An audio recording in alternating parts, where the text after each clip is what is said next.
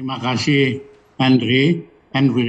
Ya, Assalamualaikum warahmatullahi wabarakatuh. Dr. Tifa, tadi Dr. Nadia, eh, dan tadi ada Ketua Partai Gelora. Eh, saya udah 5-6 tahun paling nggak pernah ketemu sama Pak Anies Mata, tapi saya lihat tadi seger, tetap bicaranya kayak politisi lah. Politisi itu kan bicara mantep, ya kan, nggak menyinggung siapa-siapa.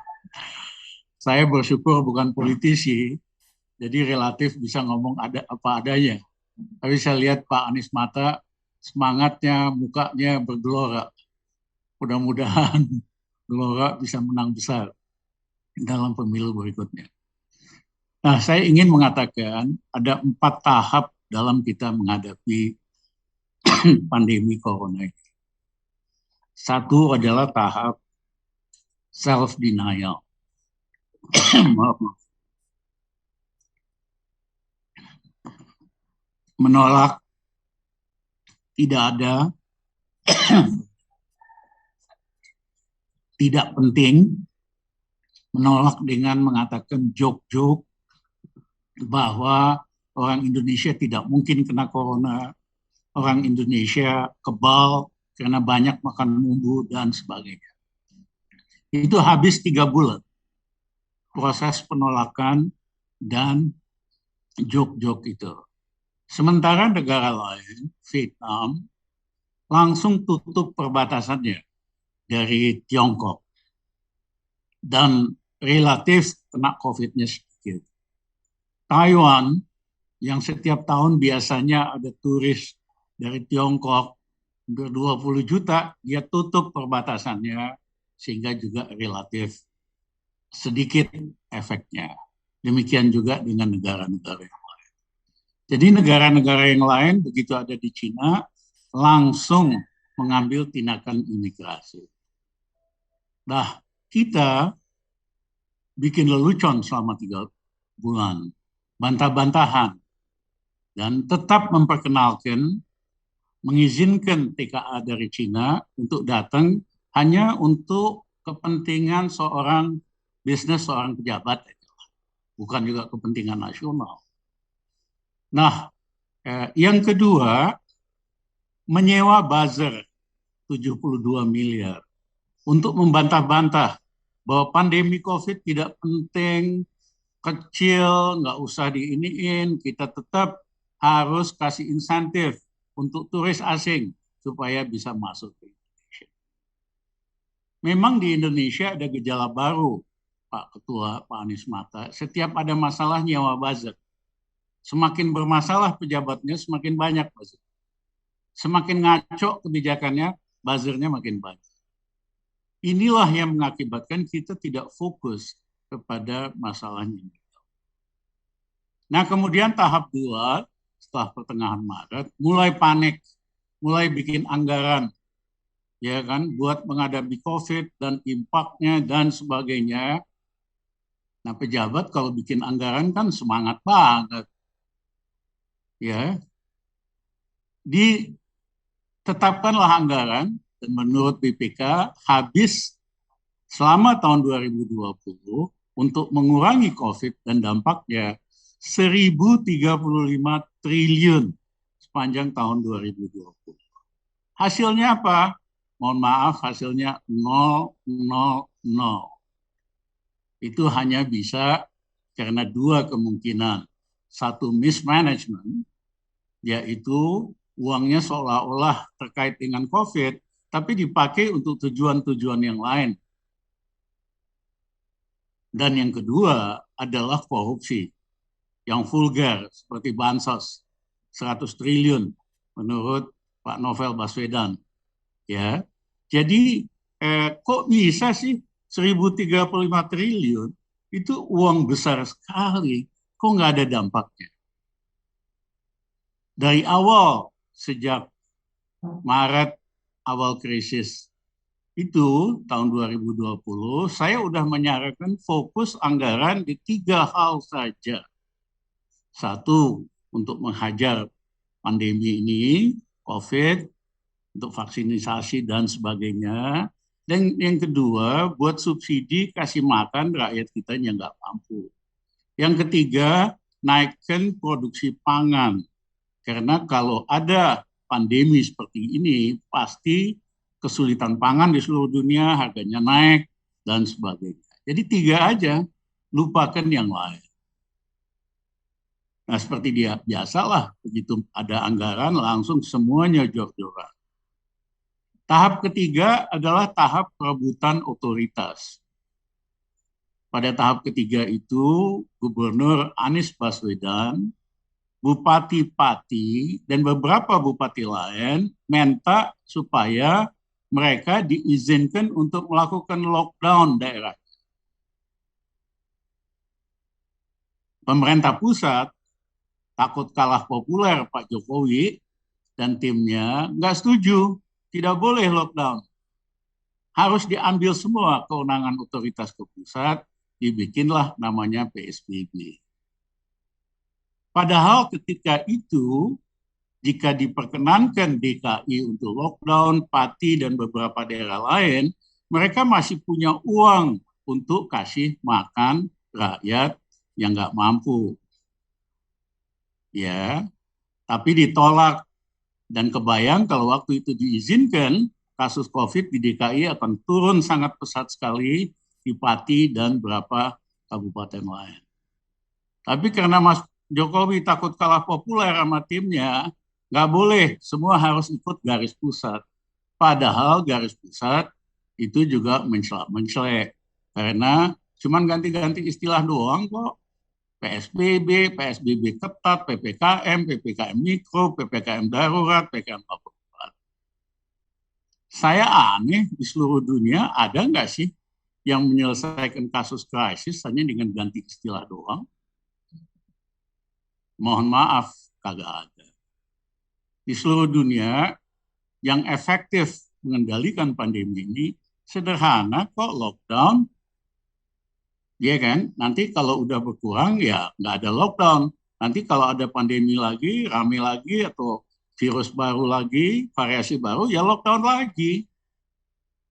Di New Zealand kasusnya cuma 8 di lockdown tuh kotaknya. Kenapa?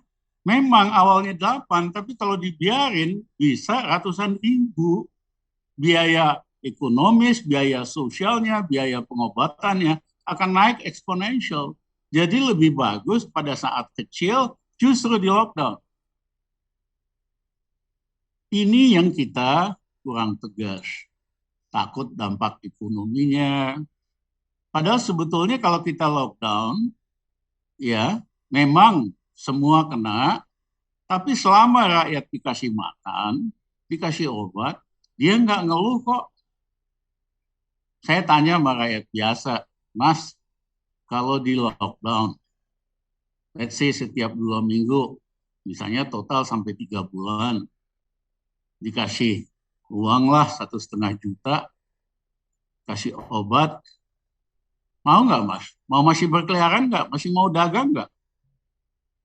Mereka bilang, enggak lah Bang, kapan lagi kita bisa kelonan sama bini, kapan lagi kita bisa main sama anak-anak 3 bulan.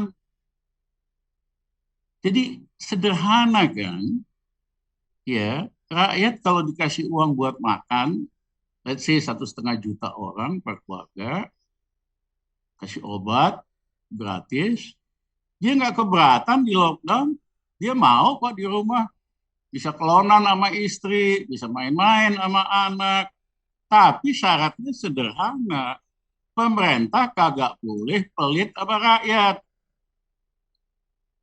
Ini kan pemerintahnya super pelit sama rakyat. Kalau menyangkut konco-konconya, oligarki, selalu dikasih kemudahan ini, kemudahan itu, pembebasan pajak, tax amnesty 20 tahun, dan sebagainya. Kalau kita bedah betul uang 1.035 triliun tahun 2010, kebanyakan ya buat nolong bisnis, buat nolong kawan-kawannya, bukan untuk hadapin COVID. Nah, yang keempat adalah tahap panik. Sejak berapa 2 bulan terakhir lah, 1,5 bulan terakhir. Karena peningkatan kasus COVID eksponensial, naik tegak gitu. Biasanya cuma begini, naik, tapi tidak eksponensial. Ya, bahkan naiknya eksponensial. Bisa-bisanya teman saya di kabinet bilang bahwa ini terkendali. Waduh, kalau orang Jawa Timur bilang kalau ngegombal jangan keterlaluan dah. Ya, uang naiknya eksponensial, you bisa bilang terkendali apaan? Ya, jadi masih aja ada upaya buat manipulasi spin kenyataan yang sesungguhnya. Di setiap krisis apapun, krisis itu bisa terjadi waktu yang berbeda, kasusnya apa saja. Tapi yang penting terapi nomor satu adalah tell the truth, tell the truth. Sehingga semua pihak rakyat bisa ngitung resikonya, bisa berpartisipasi dan sebagainya. Lo bagaimana tell the truth kalau yang naiknya eksponensial tegak masih dibilang terkendali? Maaf ya, orang Betawi bilang, saya ini suka ngomong apa adanya. Orang Betawi bilang, maaf deh, pale lu botak. Iya kan? Uang naiknya begini, bilang terkendali. Ya, nah paniklah, dibikin komite ini lagi. Padahal orangnya itu doang, kocak-kocak juga. Orangnya kewenangannya diganti-ganti, ya kan?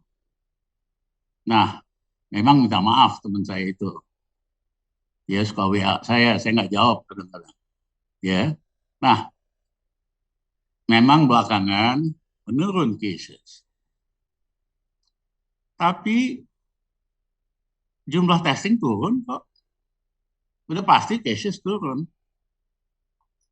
Sederhana aja nanti Ibu Tifa jawab. Atau Mbak tadi Nadia. Ya kok bisa casesnya turun karena testingnya turun. Tapi jumlah kematian meningkat. 2.000 per hari. Indonesia tingkat kematian cases ya, cases mortality itu sekitar 2,5-2,6%, lebih tinggi dari India, sedikit lebih rendah dari Brazil. Ya, jadi poin saya semakin dia kritikal, semakin penting tell the truth. Walaupun saya mesti angkat topi sama Menteri Kesehatan Pak Budi, ya orangnya itu ngerti angka, ya kan. So far sih keterangannya saya anggap sebagai korek, lebih apa namanya nih teliti dibandingin para pejabat yang lain. Itu bukan karena dia sama-sama saya sekolahnya kita dulu fisika, kita ini ahli fisika. Saya belajar ekonomi, dia belajar apa lagi yang lain. Gitu. Tapi saya lihat dia masih dalam batas-batas di mana korek dalam memberikan data. Jadi dampaknya apa sih ini? Sebelum saya dampaknya apa dulu yang kita bisa lakukan? Kalau saya sih janganlah pakai istilah-istilah ribet gitu, rakyat ngerti. Ya, menurut saya yang paling penting satu harus lockdown setiap 2 minggu. Kalau masih perlu lockdown, lockdown lagi. Kalau memang nggak perlu ya tidak lockdown. Let's say total 3 bulan. Tapi kita harus kasih makan rakyat kita yang nggak mampu. Kalau di Jabotabek total penduduk 26 juta, seperempat itu pekerja harian. 6 juta lebih. Itu yang kita harus kasih makan. Sisanya mah nggak perlu. Nah, kalau saya hitung, ancer-ancer kita harus kasih makan 70 juta keluarga di seluruh Indonesia. Mungkin angka itunya nggak sampai segitu banget. Kita kasih 1,5 juta, itu cuma 105 triliun 1 bulan. 3 bulan hanya 315 triliun. Kasih obat-obat gratis 100 triliun, paling itu hanya 415 triliun. Selalu yang nanya, ada uang nggak pemerintah? Ada banget, ngutangnya aja banyak banget. Yang kedua sederhana kok, kita hentikan saja semua proyek infrastruktur yang besar. Itu anggarannya 440 triliun. Hentikan bangun ibu kota yang ngawur itu. Ya, dulu tahun 98 krisis kayak gitu, kita stop semua proyek besar. Nanti ada duit kita mulai lagi. Kok repot amat gitu loh. Nah, kelihatan ini pemerintah prioritasnya dia tetap mau proyek-proyek ini, proyek itu. Padahal rakyat lagi pada mati karena COVID, mati karena kelaparan. Fokusnya tidak jelas. Ada yang nanya, Pak, ada duitnya apa enggak deh? Saya mah jawabannya sederhana. Pejabat yang nggak bisa ngitung, silahkan datang ke rumah saya. Kalau perlu ketemu asisten saya, ya diajarin dari mana nanti cari duit. Deh. Itu aja repot. Anggaran itu ada kok. Banyak caranya. Ya. Nah, esensinya kita harus berpihak sama rakyat dalam suasana sulit ini. Apa sih? Kok segitunya tidak mau pakai undang-undang karantina? Itu undang-undang jelas yang bikin juga pemerintahan Jokowi, kalau kondisi pandemi ini, laksanakan undang-undang karantina. Termasuk kewajibannya buat kasih makan rakyat yang nggak mampu, bahkan binatang peliharaannya. Ini pemerintah tidak mau pakai undang-undang yang sudah tersedia karena mau menghindari tanggung jawab. Nggak mau kasih makan rakyat yang susah, itu aja.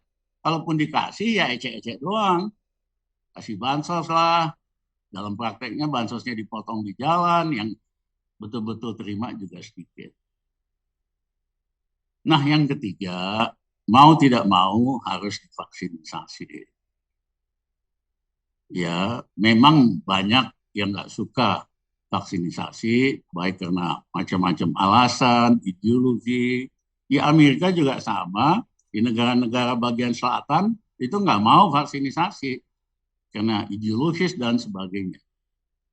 Nah, rakyat kita mau nggak divaksinasi? Kebanyakan sih mau banget. Cuman jangan dong divaksinasi sama vaksin yang efektivitasnya sangat rendah, yaitu Sinovac yang hanya 55%. Artinya dari 100 yang divaksin, 55 benar-benar efektif, sisanya bisa kena lagi, 45%. Jangan dong berjudi nasib rakyat dengan kasih vaksin kelas Sinovac.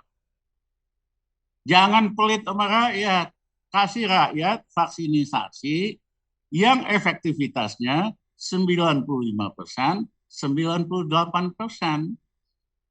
Pfizer atau Moderna atau apalah yang efektivitasnya di atas 97%. Ini rakyat kita divaksinasi sama vaksin yang efektivitasnya hanya setengahnya. Itulah masalahnya.